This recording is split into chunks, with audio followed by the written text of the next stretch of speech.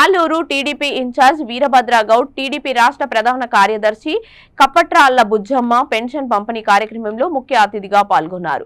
TDP మండల convener Vijayabhaskar Goud అధ్యక్షతన నిర్వహించారు.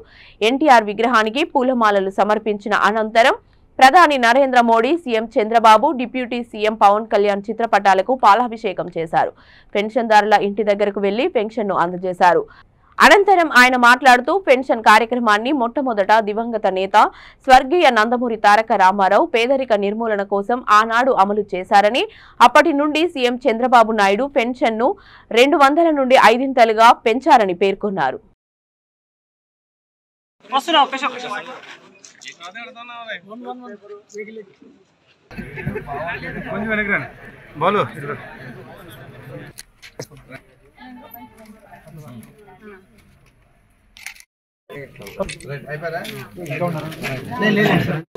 రాబోయే కాలంలో ఇంకా అభివృద్ధి పనులు అయితే చేయాలి, కానీ 11 మంది ఓడిపోయాం.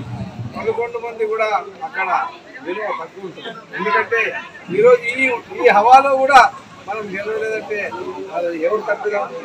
కాకపోతే ఎన్టీఆర్ భరోసా పెన్షన్ అనేది 1983లో స్వర్గీయ నందమూరి తారక రామారావు గారు పార్టీ వ్యవస్థాపకులు, ఆయన ముఖ్యమంత్రి అయినప్పుడు 200 అంచెలంచెలుగా 1000 రూపాయలు చేశారు.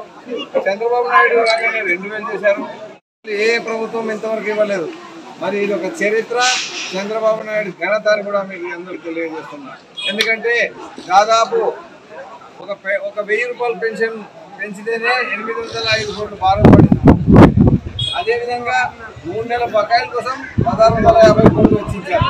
మరి ఆర్థిక పరిస్థితి ఎలా ఉందో మీకు అందరికీ తెలుసు. అలా ఉన్నా కూడా పేదలకు